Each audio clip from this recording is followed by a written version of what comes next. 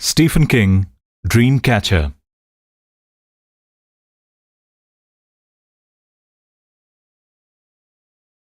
First, the news. From the East Oregonian, June 25, 1947. Fire control officer spots flying saucers. Kenneth Arnold reports 9 disc-shaped objects, shiny, silvery, moved incredibly fast. From the Roswell Daily Record, July 8, 1947. Air Force captures flying saucer on ranch in Roswell region. Intelligence officers recover crashed disc.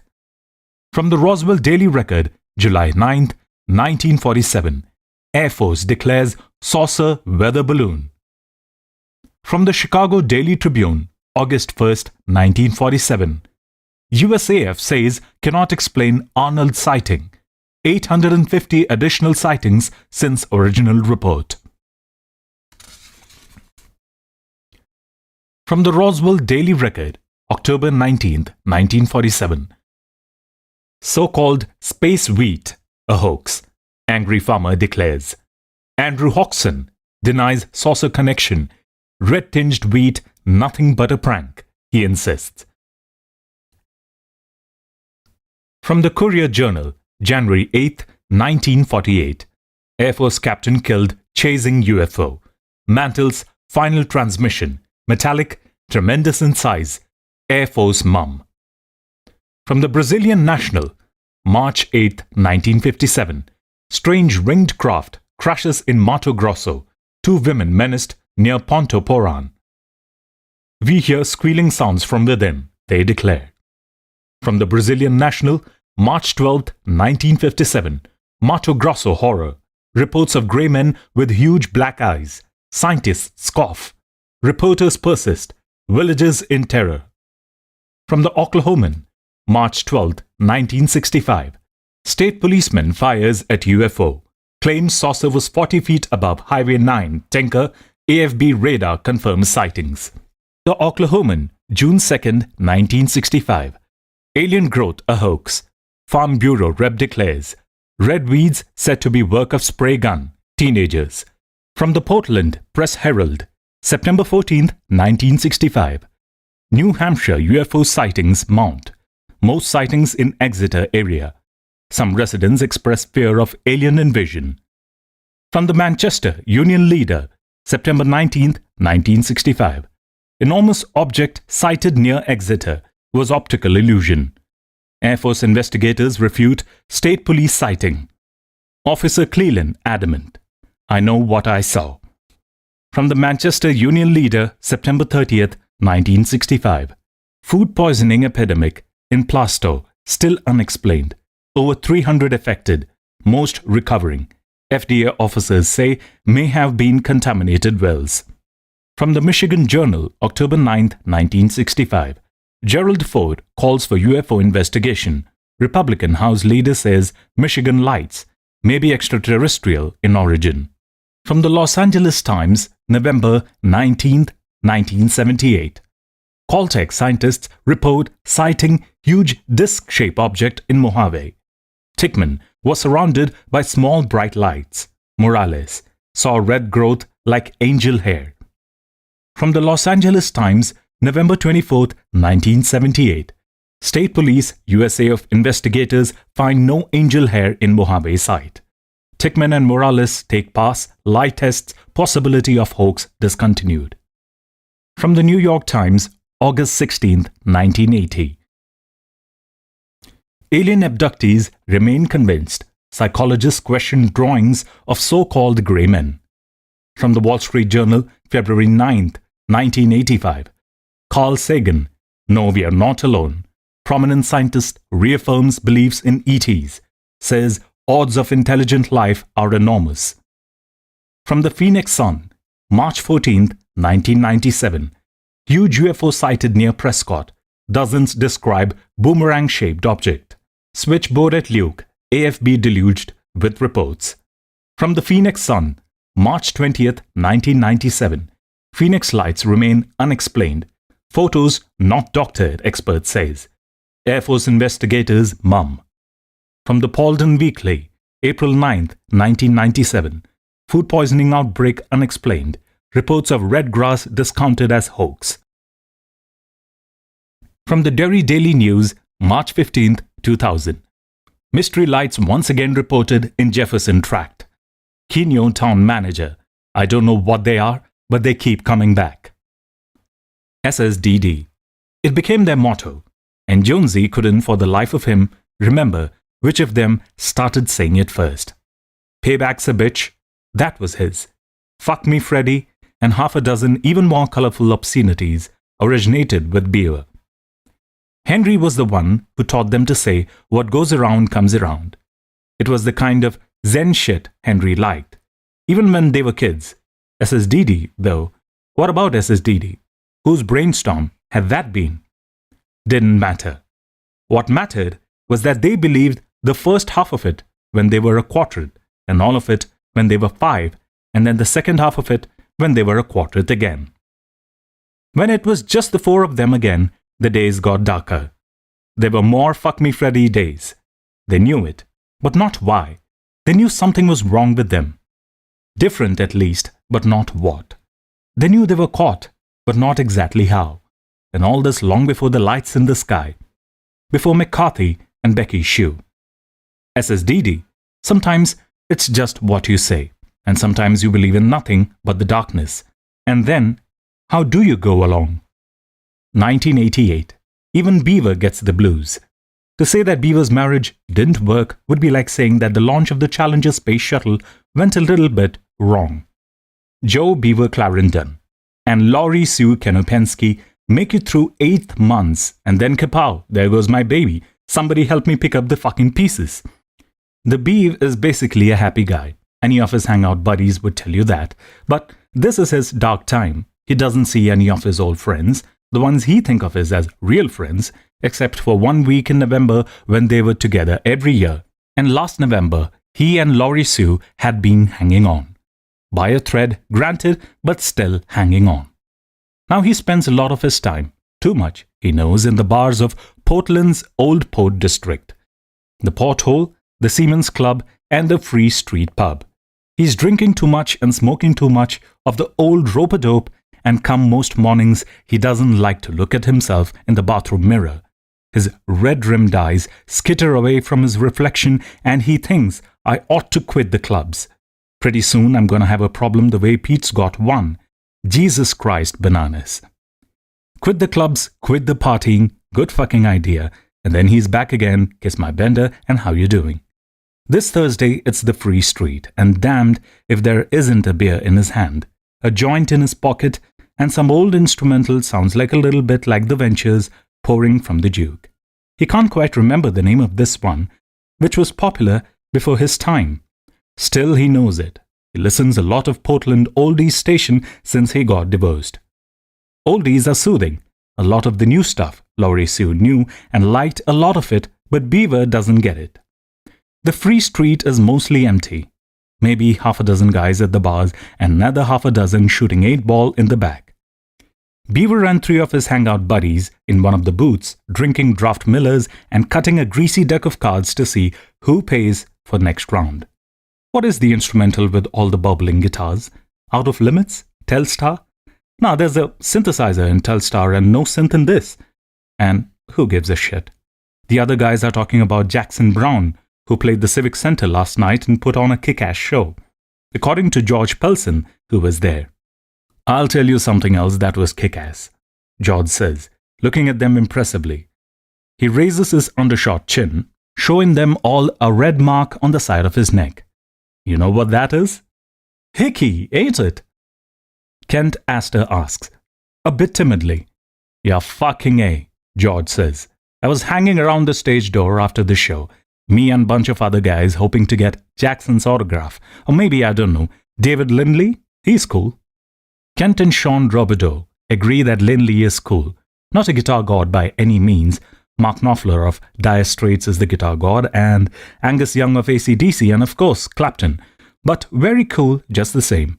Lindley has great licks, has awesome dreads as well, all down to his shoulders.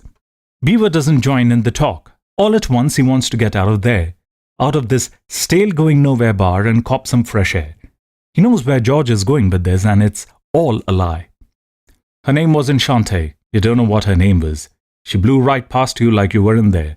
What you would be to a girl like her anyway, just another working class long hair in another working class New England town. Into the band bus she went and out of your life. Your fucking uninteresting life. The Shantaes is the name of the group you were listening to, not the Marquettes or Barcays, but the Shantaes. It's pipelined by the Shantaes, and that thing on your neck isn't a hickey, it's a razor burn. He thinks this, then he hears crying. Not in the free street, but in his mind, long gone crying. It goes right into your head, that crying, goes in like splinters of glass, and oh fuck me Freddy, somebody make him stop crying. I was the one who made him stop, Beaver thinks. That was me. I was the one who made him stop. I took him in my arms and sang to him. Meanwhile, George Pelson is telling them how the stage door finally opened, but it wasn't Jackson Browne who came out.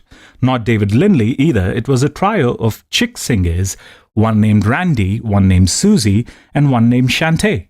Yummy ladies, oh so tall and tasty. Man, Sean says, rolling his eyes.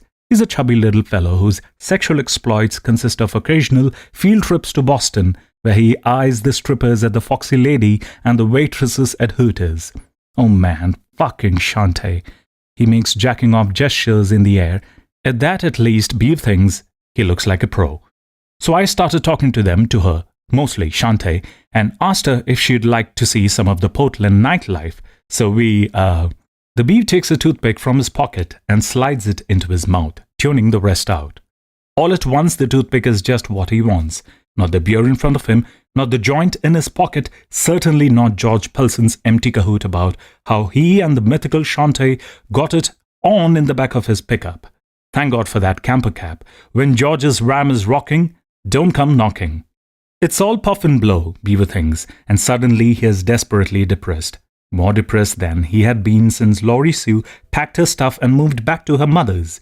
This is utterly unlike him, and suddenly the only thing he wants is to get the fuck out of there, fill his lungs with cool, salt-tangled seaside air, and find a phone. He wants to do that and then do a call to Jonesy or Henry. It doesn't matter which, either one will do. He wants to say, "Hey man, what's going on?" and have one of them say back, Beeb, SSDD, no bounce, no play. He gets up. "Hey man," George says. Beaver went to Westbrook Junior College with George, and then he seemed cool enough, but JUCO was many long beers ago. Where you going? "Take a leak," Beaver says, rolling his toothpick from one side of his mouth to the other. "But you want to hurry your badass back. I'm just getting to the good part," George says. And Beaver thinks, crotchless panties. Oh boy, today, that whole weird vibe is strong. Maybe it's the barometer or something. Lowering his voice, George says, "When I got her skirt up." "I know she was wearing crotchless panties," Beaver says. He registers the look of surprise, almost shock, in George's eyes, but pays no attention. "I sure want to hear that part." He walks away, walks towards the men's room with its yellow-pink smell of piss and disinfectant, walks past it, walks past the women's, walks past the door with office on it, and escapes into the alley. The sky overhead is white and rainy, but the air is good. So good. He breathes in deep and thinks again. No bounce, no play. He grins a little. He walks for 10 minutes, just chewing toothpicks and clearing his head. At some point, he can't remember exactly when, he tosses away the joint that has been in his pocket. And then he calls Henry from the payphone in Joe's smoke shop up by the Monument Square. He is expecting the answering machine. Henry is still in school, but Henry is actually there. He picks up on the second ring. "How you doing, man?" Beaver asks. "Oh, Henry says, "same shit, different day. How about you, Beav?" Beav closes his eyes. For a moment, everything is all right again, as right as it can be in a piss-ache world anyways. "About the same, buddy," he replies. "Just about the same." 1993. Pete helps a lady in distress. Pete sits behind his desk, just off the showroom of McDonald Motors in Bridgeton, twirling his keychain. The FOB consists of 4 enameled blue letters, NASA. Dreams age faster than dreamers. That is the fact of life, Pete had discovered as the years pass. Yet the last ones often die surprisingly hard, screaming in low, miserable voices at the back of the brain. It's been a long time since Pete slept in the bedroom papered with pictures of Apollo and Saturn rockets and astronauts and spacewalks, EVAs to those in the know, and space capsules with their shields smoked and fused by the fabulous heat of re-entry and LEMs and Voyagers, and one photo of the shiny disk over Interstate 80, people standing in the breakdown lane looking up with their hands shielding their eyes. The photo's caption reading, "This object, photographed near Arvada, Colorado in 1971, has never been explained. It is a genuine UFO." A long time. Yet, he still spent one of his weeks of vacation this year in Washington, D.C., where he went to the Smithsonian every day and spent nearly all of his time wandering among the displays with a wondering grin on his face. And most of that time he spent looking at the moon rocks and thinking, those rocks came from a place where the skies are always black and the silence is everlasting. Neil Armstrong and Buzz Aldrin took 20 kilograms of another world, and now here it is. And here he is, sitting behind his desk on a day when he hasn't sold a single car. People don't like to buy cars when it's raining, and it has been drizzling in Pete's part of the world ever since first light.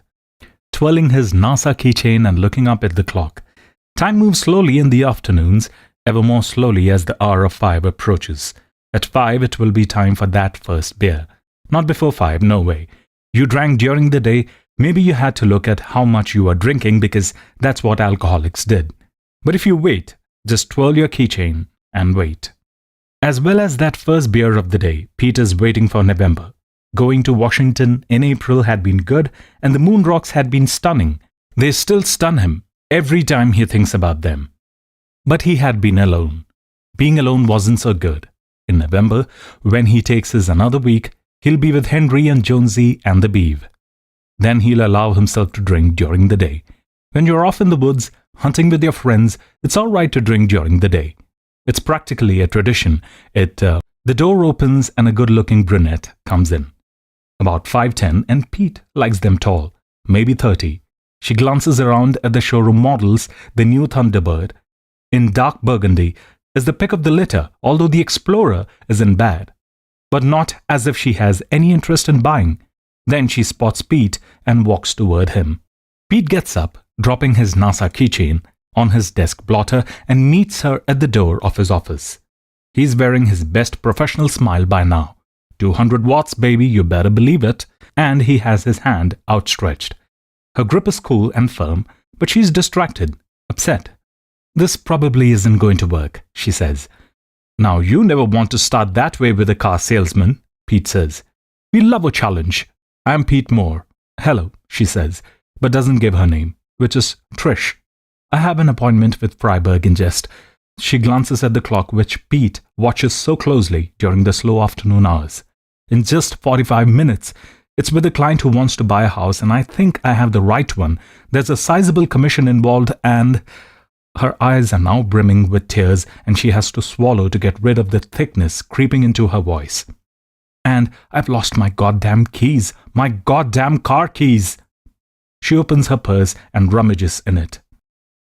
"But I have my registration plus some other papers. There are all sorts of numbers, and I thought maybe, just maybe you could make me a new set, and I could be on my way.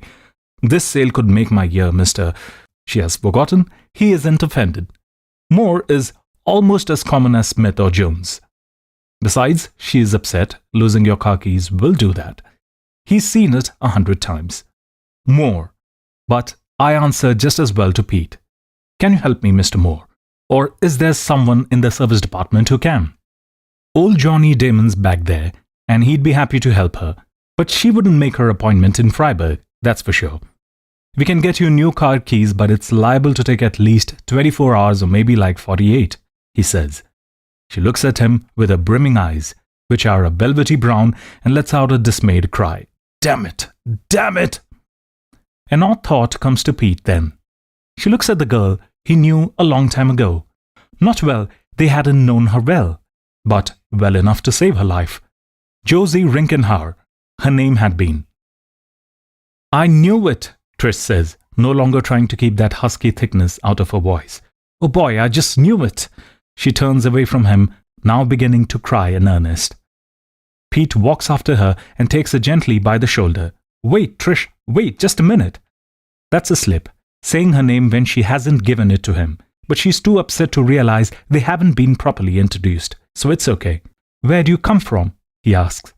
I mean, you're not from Bridgeton, are you? No, she says.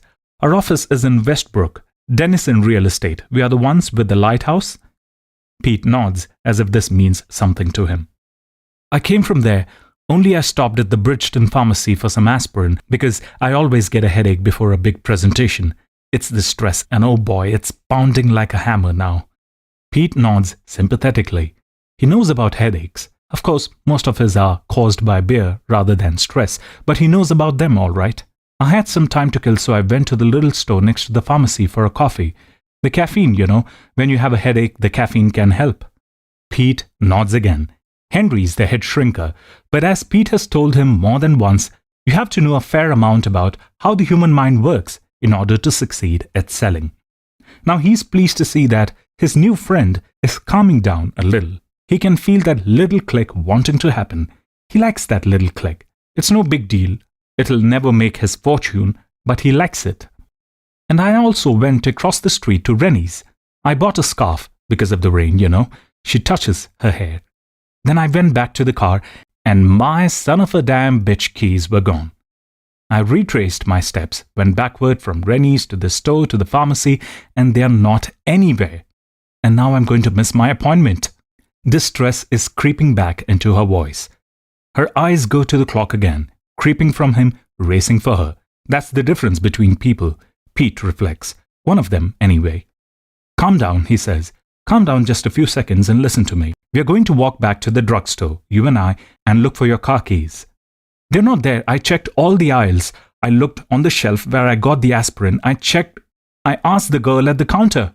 It won't hurt to check again, he says. He's walking her toward the door now, his hand pressed lightly against the small of her back, getting her to walk with him. He likes the smell of her perfume. He likes her hair even more. Yes, he does. And if it looks this pretty on a rainy day, how it might look when the sun is out. My appointment. You still got 40 minutes, he says.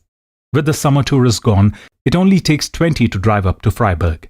We'll take 10 minutes to try and find your keys, and if we can't, I'll drive you myself. She peers at him doubtfully. She looks past her into one of the other offices. Dick, he calls. Hey, Dickie M. Dick MacDonald looks up from a clutter of invoices. Tell this lady I'm safe to drive her up to Freiburg, should it come to that. Oh, he's safe enough, ma'am. Dick says.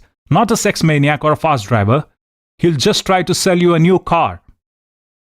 I'm a tough sell, she says, smiling a little. But I guess you're on. Cover my phone, would you, Dick? Pete asks. Oh yeah, that will be a hardship. Weather like this, it will be beating the customers off with this stick. Pete and the brunette, Trish, go out, cross the alley, and walk the 40 or so feet back to the main street. The Bridgeton Pharmacy is the second building on their left.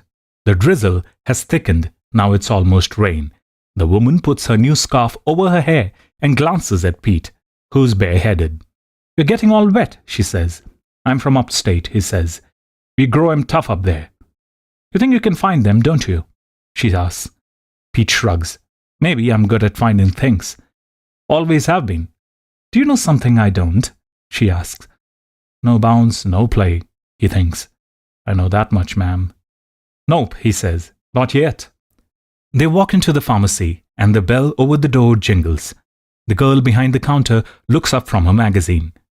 At 3:20 on a rainy late September afternoon, the pharmacy is deserted except for the three of them down here and Dr. Diller up behind the prescription counter.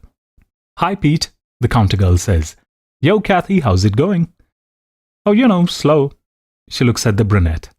I'm sorry, ma'am, I checked around again, but I didn't find them. That's all right, Trish says with a warm smile. This gentleman has agreed to give me a ride to my appointment.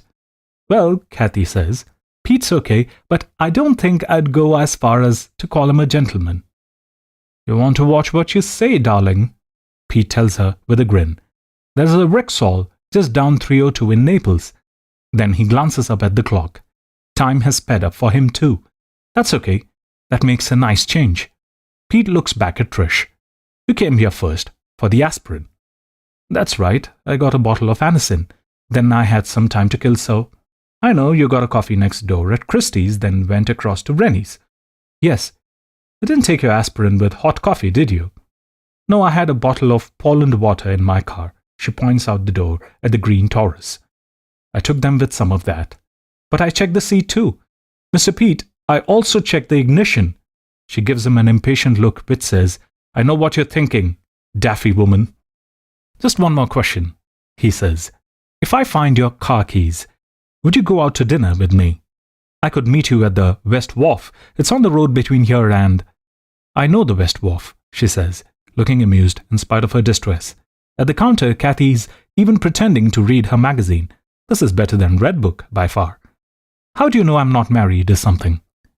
No wedding ring, he replies promptly, although he hasn't even looked at her hands yet, not closely, anyway.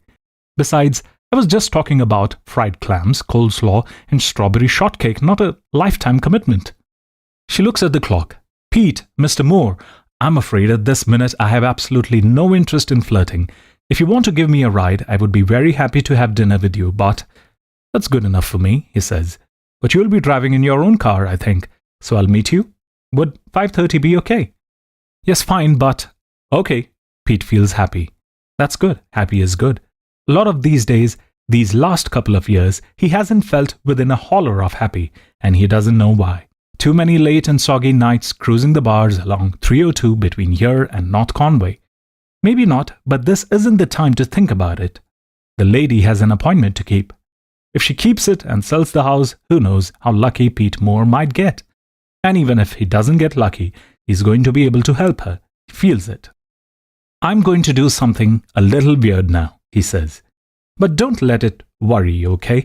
It's just a little trick, like putting your finger under your nose to stop a sneeze or thumping your forehead when you're trying to remember someone's name, okay? Sure, I guess, she says, totally mystified. Pete closes his eyes, raises one loosely fisted hand in front of his face, then pops up his index finger. He begins to tick it back and forth in front of him. Trish looks at Kathy, the counter girl. Kathy shrugs, as if to say, who knows? Mr. Moore? Trish sounds uneasy now. Mr. Moore, maybe I just ought to... Pete opens his eyes, takes a deep breath, and drops his hand. He looks past her to the door. Okay, he says. So you came in? His eyes move as if watching her come in. And you went to the counter? His eyes go there. You asked, probably, which aisle's the aspirin in, something like that? Yes, Only you got something too. He can see it on the candy rack. A bright yellow mark, something like a handprint. Snickers bar? Mounds. Her eyes were wide. How did you know that? You got the candy, then you went up to get the aspirin. He's looking up aisle 2 now. After that you paid, went out.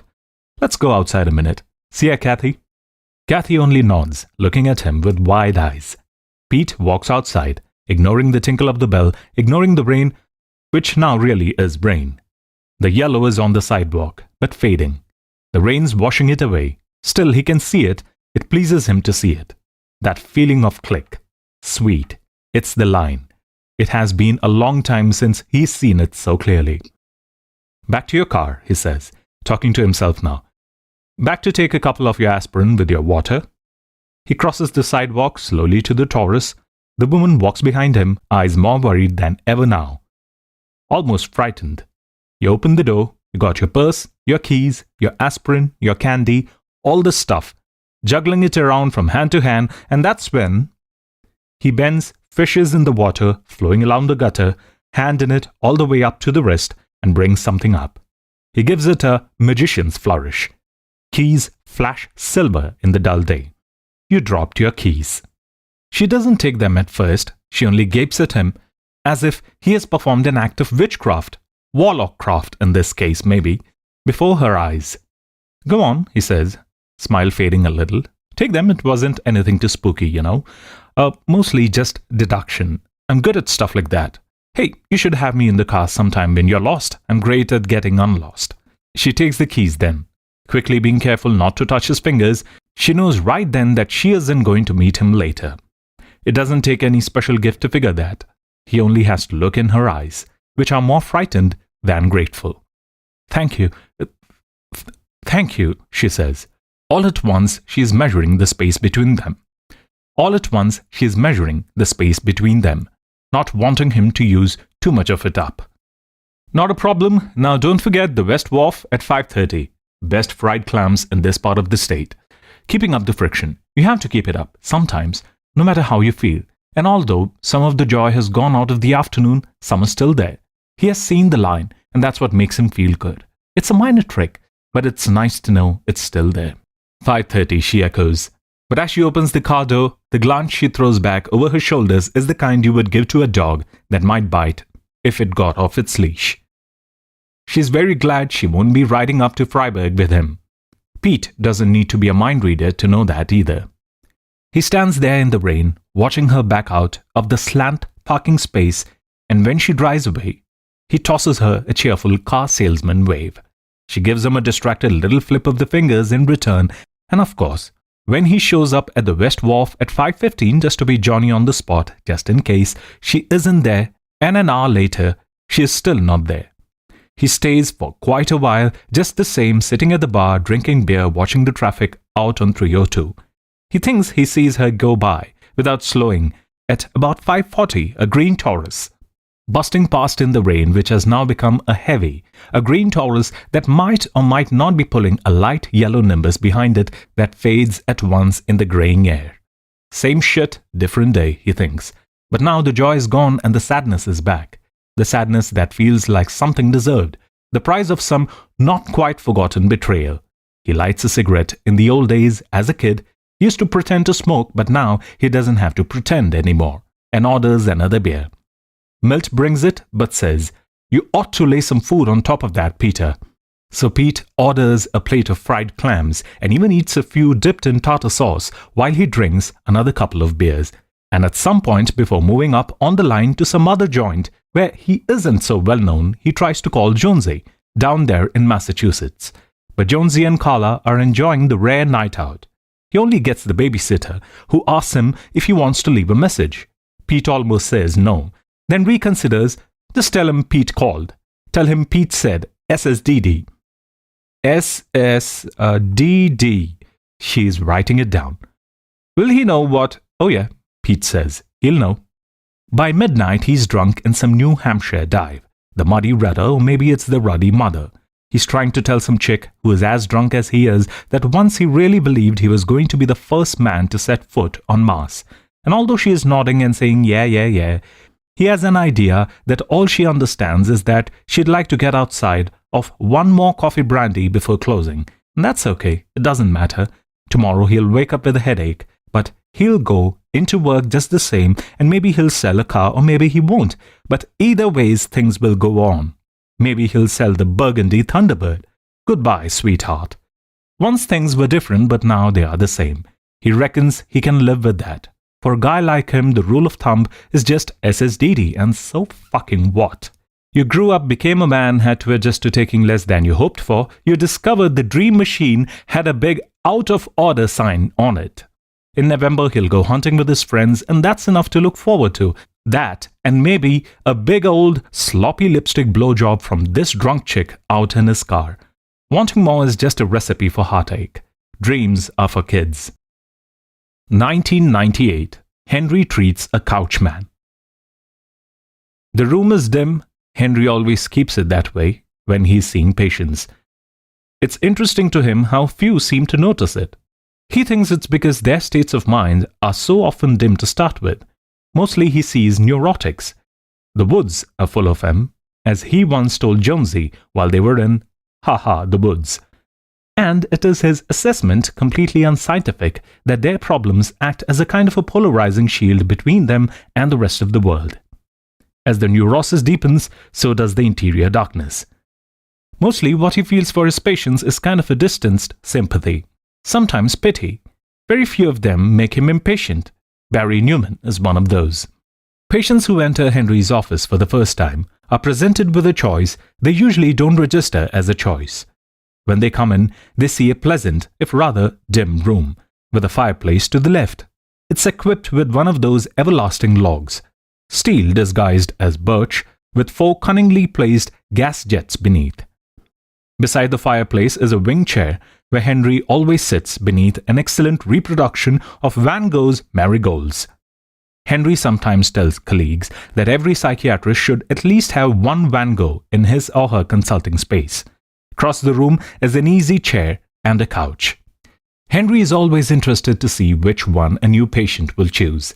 Certainly, he has been plying the trade long enough to know what a patient chooses the first time is what he or she will choose almost every time. There is a paper in this. Henry knows there is, but he cannot isolate the thesis. And in any case, he finds he has less interest these days in such things as papers and journals and conventions and colloquia.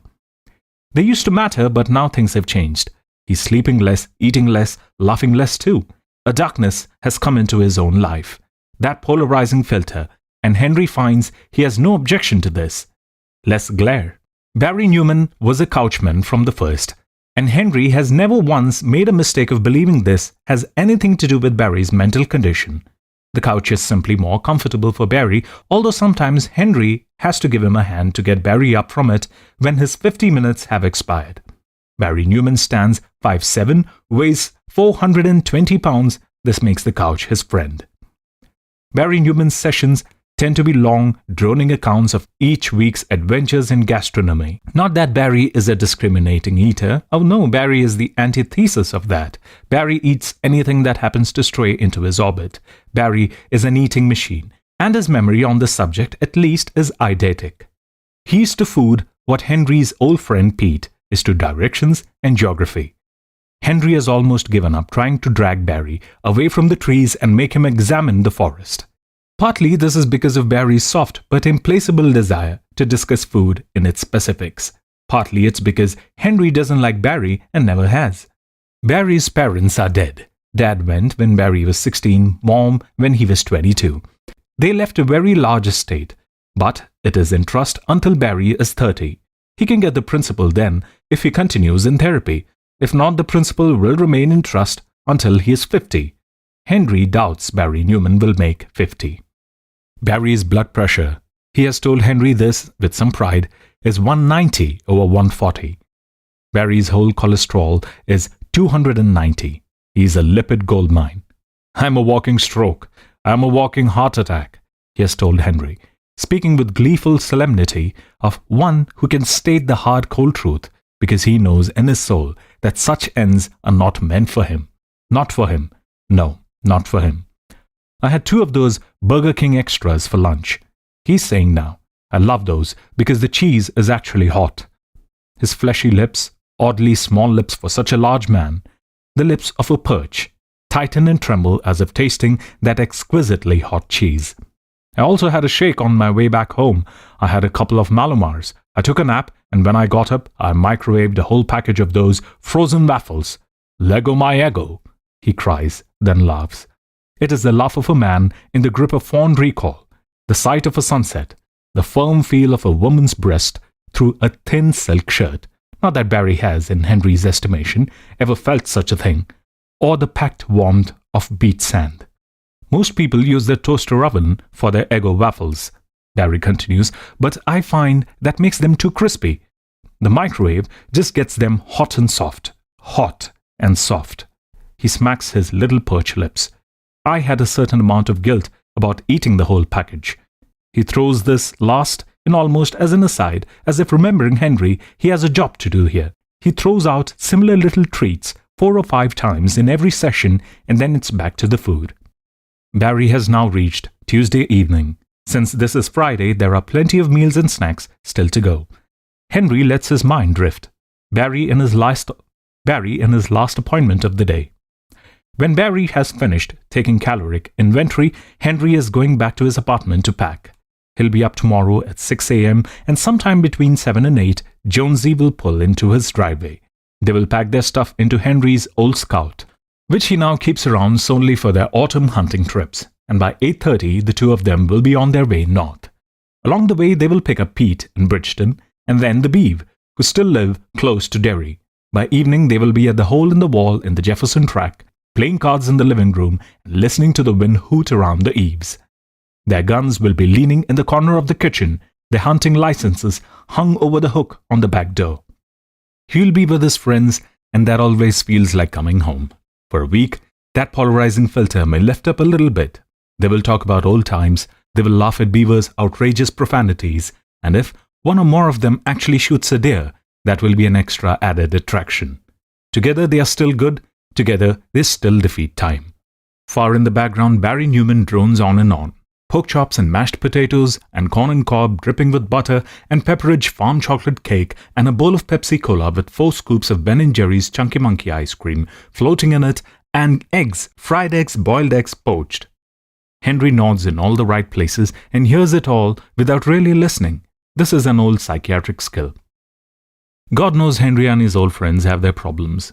Beaver is terrible when it comes to relationships. Pete drinks too much, way too much, is what Henry thinks.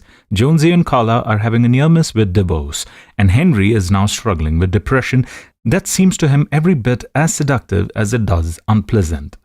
So yes, they have their problems, but together they're still good, still able to light it up, and by tomorrow night they will be together for 8 days this year. That's good. I know I shouldn't, but I just get this compulsion early in the morning. Maybe it's low blood sugar. I think it might be that. Anyway, I ate the rest of the pound cake that was in the fridge. Then I got in the car and drove down to Dunkin' Donuts and got a dozen of Dutch apple and 4 or... Henry's still thinking about the annual hunting trip that starts tomorrow. Isn't aware of what he's saying until it is out. Maybe this compulsive eating, Barry, maybe it has something to do with thinking you killed your mother. Do you think that's possible? Barry's words stop. Henry looks up and sees Barry Newman staring at him with eyes so wide they are actually visible. And although Henry knows he should stop, he has no business doing this at all. It has absolutely nothing to do with therapy. He doesn't want to stop. Some of this may have to do with thinking about his old friends, but most of it is just seeing that shocked look on Barry's face and the pallor of his cheek. What really bugs Henry about Barry, he supposes, is Barry's complacency. His inner assurance that there is no need to change this self-destructive behavior, let alone search for its roots. Do you think you killed her, don't you? Henry asks. He speaks casually, almost lightly. I resent. She called and called, and she was having chest pains, but of course, she said that often, didn't she? Every other week, every other day, it sometimes seemed. Calling downstairs to you, Barry phoned Dr. Withers, Barry call an ambulance, Barry dialed 911. They've never talked about Barry's parents. In his soft, fat, implacable way, Barry will not allow it. He will begin to discuss them, or seem to, and then bingo, he'll be talking about roast lamb again, or roast chicken, or roast duck with orange sauce. Back to the inventory. Hence, Henry knows nothing about Barry's parents. Certainly not about the day Barry's mother died. Falling off the bed and pissing on the carpet, still calling and calling, 300 pounds, and so disgustingly fat, calling and calling. He can know nothing about that because he hasn't been told, but he knows. And Barry was thinner then, a relatively svelte 190. This is Henry's version of the line. Seeing the line. Henry hasn't seen it, or maybe 5 years now, until he sometimes see it in his dreams, thought all that was over. And now here it is again. You sat there in front of the TV listening to her yell, he says. You sat there watching Ricky Lake and eating what? A Sara Lee cheesecake? A bowl of ice cream? I don't know. But you let her yell. Stop it! You let her yell, and really why not? She's been crying wolf her whole life. You're not a stupid man, and you know that's true. That sort of thing happens. I think you know that too. You have cast yourself in your little Tennessee Williams place simply because you like to eat. But guess what, Barry? It's really going to kill you. In your secret heart, you don't believe that, but it's true. Your heart's already beating like a premature burial victim beating his fists on the lid of a coffin. And what's it going to be like, 80 or 100 pounds from now? Shut! When you fall, Barry, it's going to be like the fall of Babel in the desert. People who see you go down will talk about it for years. Man, you will shake the dishes right off the shelves. Stop it. Barry is sitting up now. He hasn't needed Henry to give him a hand this time. He is deadly pale except for a little wild roses. One growing in each cheek. You'll splash the coffee right off the cups, and you will piss yourself like she did. Stop it! Barry Newman shrieks. Stop it, you monster! But Henry can't. Henry can't. He sees the line, and when you see it, you can't unsee it.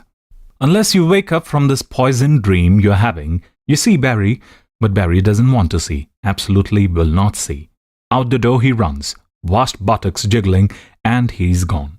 At first Henry sits, where he is, not moving, listening to the departed thunder of the one-man buffalo herd that is Barry Newman. The outer room is empty. He has no receptionist, and with Barry gone, the week is over just as well. That was a mess. He goes to the couch and lies down on it. "Doctor," he says, "I just fucked up." "How did you do that, Henry?" "I told the patient the truth." "If we know the truth, Henry, does it not set us free?" "No," he replies to himself, looking up at the ceiling. "Not in the slightest." "Close your eyes, Henry." "All right, doctor." He closes his eyes. The room is replaced by darkness, and that is good. Darkness has become his friend. Tomorrow he will see his friends, 3 of them anyway, and the light will once seem good. But now, "Doctor?" "Yes, Henry?" "This is a bona fide case of the same shit, different day. Do you know that?" "What does that mean, Henry? What does that mean to you?" "Everything," he says, eyes closed, and then adds, "Nothing, but that's a lie. Not the first one that was ever told in here." He lies on the couch, eyes closed and hands folded on his chest, and after a little while, he sleeps. The next day, 4 of them drive up to Hole in the Wall, and it is a great 8 days. The great hunting trips are coming to an end, only a few left, although they of course do not know this. The real darkness is still a few years away, but it is coming. The darkness is coming. 2001. Jonesy's Student-Teacher Conference. We don't know the days that will change our lives. Probably just as well. On the day that will change his, Jonesy is in his 3rd floor John Jay College office, looking out of his little slice of Boston and thinking how wrong T.S. Eliot had been to call April the cruelest month, just because an itinerant carpenter from Nazareth supposedly got himself crucified, and then for fomenting rebellion. Anyone who lives in Boston knows that it's March that's the cruelest, holding out a few days of false hope and then gleefully hitting you with the shit. Today is one of those untrustworthy ones when it looks as if spring might really be coming. He's thinking about taking a walk when the bit of impending nastiness just ahead is over. Of course, at this point, Jonesy has no idea how nasty a day can get. No idea he's going to finish this one in a hospital room, smashed up and fighting for his goddamn life. Same shit, different day, he thinks. But this will be different shit, indeed. That's when the phone rings, and he grabs it at once, filled with a hopeful premonition it will be the Defuniak kid, calling to cancel his 11 o'clock. He's gotten a whiff of what's in the wind, Jonesy thinks, and that is very possible. Usually it's the kids who make appointments to see the teacher. When a kid gets a message saying that one of the teachers wants to see him, well, you don't have to be a rocket scientist, as the saying goes. "Hello, it's Jones," he says. "Hey, Jonesy, how's life treating you?" He'd know that voice anywhere. "Henry, hey! Good, life's good." Life does not, in fact, seem all that great. Not with Defuniak, due in a quarter of an hour, but it's all relative, isn't it? Compared to where he is going to be 12 hours from now. Hooked to all those beeping machines, 1 operation behind him and 3 more ahead of him. Jonesy is, as they say, farting through silk. "Glad to hear it." Jonesy might have heard the heaviness in Henry's voice, but more likely it's the thing he senses. "Henry, what's wrong?" Silence. Jonesy is about to ask again when Henry answers. "A patient of mine died yesterday. I happened to see the obit in the paper. Barry Newman. His name was..." Henry pauses. "He was a couchman." Jonesy doesn't know what that means, but his old friend is hurting. He knows that. Suicide? Heart attack at an age of 29. Dug his grave with his own fork and spoon. "I'm sorry?" "He hasn't been my patient for almost 3 years. I scared him away. I had one of those things. Do you know what I'm talking about?" Jonesy thinks he does. "Was it the line?" Henry sighs. It doesn't sound like a regret to Jonesy. It sounds like relief. Yeah, kind of sogden to him. He took off like his ass was on fire. That doesn't make you responsible for his coronary. Maybe you're right, but that's not the way it feels. A pause. And then, with a shade of amusement, "Isn't that a line from Jim Crow's song? Are you all right, Jonesy?" "Me? Yeah. Why do you ask?" "I don't know." Henry says. "Only I've been thinking about you ever since I opened the paper and saw Barry's picture on the obituary page. I want you to be careful." Around his bones, many of which will soon be broken, Jonesy feels a slight coldness. "What exactly are you talking about?" "I don't know," Henry says. "Maybe nothing, but is it the line now?" Jonesy is alarmed. He swings around in his chair and looks out of the window at the chancy spring sunlight. It crosses his mind that maybe the demoniac kid is disturbed. Maybe he's carrying a gun. Packing heat, as they say in the mystery and suspense novels Jonesy likes to read in his spare time. And Henry has somehow picked this up. "I don't know. The most likely thing is that I'm just having a displaced reaction from seeing Barry's picture on the all-done page. But watch yourself the next little while, would you?" "Well, yeah, I can do that." "Good. And you're okay." "I'm fine." But Jonesy doesn't think Henry is fine at all. He's about to say something else when someone clears his throat behind him, and he realizes that Defuniak has probably arrived. "Well, that's good," he says, and swivels around in his chair. "Yup, there's 11 o'clock in the doorway, not looking dangerous at all. Just a kid bundled into a big old duffel coat that's too heavy for the day, looking thin and underfed, wearing one earring and a punky haircut that spikes over his worried eyes. Henry, I've got an appointment. I'll call you back." "No, that's not necessary, really." "You sure?" "I am, but that's more thing. Got 30 more seconds?" "Sure, you bet." He holds up a finger to Defuniak and Defuniak nods. But he just goes on standing there until Jonesy points to the one chair in the little office beside the zone that isn't stacked with books. Defuniak goes to it reluctantly. Into the phone, Jonesy says, "Shoot." "I think we ought to go back to Derry. Just a quick trip, just you and me. See our old friend." "You mean..." But he doesn't want to say that name, that baby-sounding name with the stranger in the room. "He doesn't have to." Henry says it to him.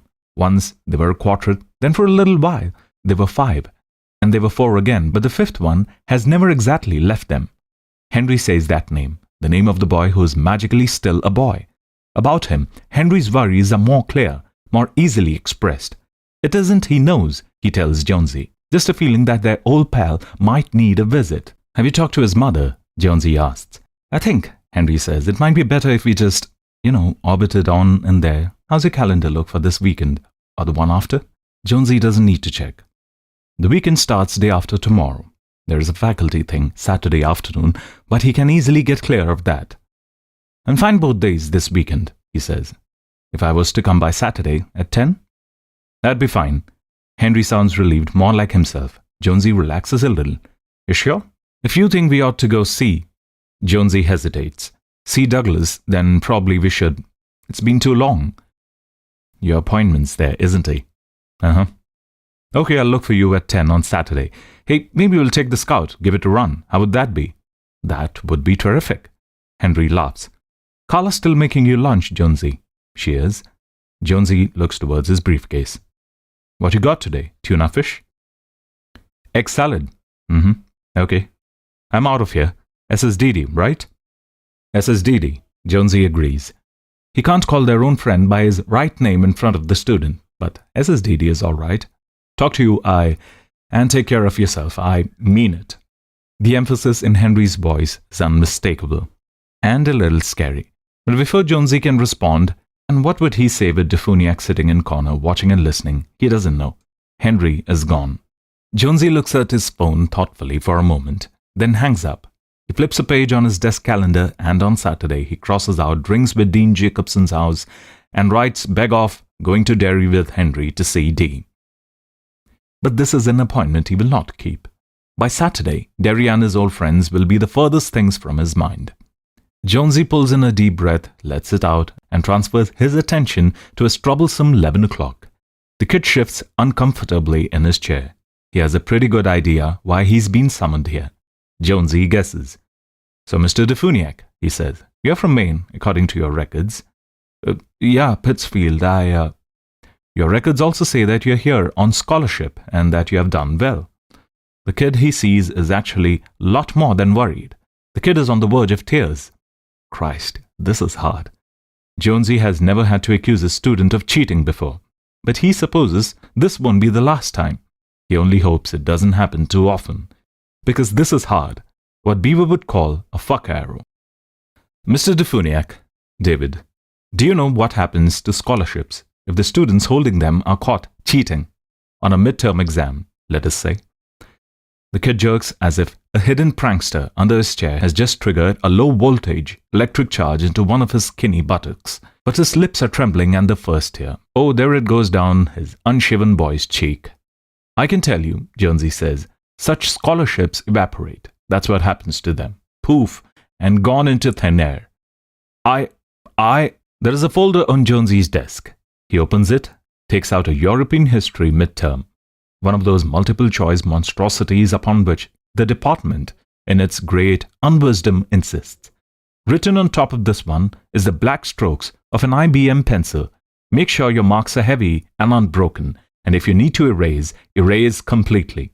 Is the name David Defuniak. I have reviewed your coursework, David. I have rescanned your paper on feudalism in France during the Middle Ages. I have been through your transcripts. You haven't exhibited brilliance, but you have done okay, and I'm aware that you are simply satisfying a requirement here. Your real interests don't lie in my field, do they? Defuniak shakes his head mutely. The tears gleam on his cheeks in that untrustworthy mid-March sunlight. There's a box of Kleenex on the corner of Jonesy's desk, and he tosses it to the boy, who catches it easily even in his distress. Good reflexes. When you're 19, all your wiring is still nice and tight, all your connections nice and solid. Wait a few years, Mr. Defuniak, he thinks. I'm only 37 and already some of my wires are getting loose. Maybe you deserve another chance, Jonesy says. Slow and deliberately he begins to crumple Defuniak's midterm, which is suspiciously perfect. A+ work into a ball. Maybe what happened is you were sick the day of the midterm, and you never took it all. I was sick, David Defuniak says eagerly. I think I had the flu. Then maybe I ought to give you a take-home essay instead of multiple-choice tests to which your colleagues have been subjected. If you wanted to make up for the test you missed, would you want that? Yeah, the kid says, wiping his eyes madly with a large swatch of tissues. At least he hasn't gone through all that small-time cheap shit stuff about how Jonesy can't prove it, can't prove a thing, he'd take it to the Student Affairs Council, he'll call a protest, blah blah de blah. He's crying instead, which is uncomfortable to witness, but probably a good sign. 19 is young, but too many of them have lost most of their conscience by the time they get there. Defuniak has pretty much owned up, which suggests there might still be a man in there waiting to come out. Yeah, that'd be great. And you understand that if anything like this happens again, it won't, the kid says fervently. It won't, Professor Jones. Although Jonesy is only an associate professor, he doesn't bother to correct him. Someday, after all, he will be Professor Jones. He better be. He and his wife have a house full of kids, and if there aren't at least a few salary bumps in his future, life is apt to be pretty tough scramble. They've had some tough scrambles already. I hope not, he says. Give me 3,000 words on the short-term results of the Norman conquest, David. All right? Cite sources but no need of footnotes. Keep it informal but present a cogent thesis. I want it by next Monday. Understood? Yes, sir. Then why don't you go on and get started? He points at the Defuniak's tatty footwear. And the next time you think of buying beer, buy some new sneakers instead. I wouldn't want you to catch the flu again. Defuniak goes to the door, then turns. He is anxious to be gone before Mr. Jones changes his mind. But he is also 19. And curious. How did you know? You weren't even there that day. Some grad student proctored the test. I knew, and that's enough, Jonesy says with some asperity. Go on, son. Write a good paper. Hold on to your scholarship. I'm from Maine myself, Derry, and I know Pittsfield. It's a better place to be from than to go back to. You got that right, Defuniak says fervently. Thank you. Thank you for giving me a chance. Close the door on your way out. Defuniak, who will spend his sneaker money not on beer, but on a get-well bouquet for Jonesy, goes out, obediently closing the door behind him. Jonesy swings around and looks out the window again. The sunshine is untrustworthy but enticing. And because the Defuniak thing went better than he had expected, he thinks he wants to get out in that sunlight before more March clouds or maybe snow come rolling in. He had planned to eat in his office, but a new plan occurs to him. It is absolutely the worst plan of his life, but of course Jonesy doesn't know that. The plan is to grab his briefcase, pick up a copy of the Boston Phoenix, and walk across the river to Cambridge. He'll sit on the bench and eat his egg salad sandwich in the sun. He gets up to put Defuniak's file in the cabinet marked DF. "How did you know?" the boy had asked, and Jonesy supposes that was a good question, an excellent question really. The answer is this: he knew because sometimes he does. That's the truth, and there's no other. If someone puts a gun to his head, he'd say he'd found out during the first class, during the midterm, that it was right there in front of David Defuniak's mind. Big and bright, flashing on and off in guilty red neon. Cheater, cheater, cheater. But man, that's dope. He can't read minds. He never could. Never ever, never ever, never ever could. Sometimes things flash into his head. Yes, he knew about his wife's problem with pills. That way, and he supposes he might have known in that same way that Henry was depressed when he called. No, it was in his voice, doofus. That's all it was. But stuff like that hardly ever happens anymore. There has been nothing really odd since the business with Josie Rickenhauer. Maybe there was something more, and maybe it trailed them out of their childhoods and adolescence, and surely it is gone now. Or almost gone. Almost. He circles the word "going to Derry" on his desk calendar, then grabs his briefcase. And as he does, a new thought comes to him, sudden and meaningless, but very powerful. Watch out for Mr. Gray. He stops with one hand on his doorknob, and that was his own voice, no doubt about it. What? He asks the empty room. Nothing. Jonesy steps out of his office, closes the door, and tests the lock. In the corner of his door's bulletin board is a blank white card. Jonesy unpins it and turns it over. On the flip side is the printed message, "Back at 1, until then I'm history." He pins the message side to the bulletin board with perfect confidence. But it will be almost 2 months before Jonesy enters this room again and sees his desk calendar still turned to St. Patrick's Day. "Take care of yourself," Henry said. But Jonesy isn't thinking about taking care of himself. He's thinking about March sunlight. He's thinking about eating his sandwich. He's thinking he might watch a few girls over to the Cambridge side. Skirts are short and March winds are frisky. He's thinking about all sorts of things, but watching out for Mr. Gray isn't one of them. Neither is taking care of himself. This is a mistake. This is how lives change forever.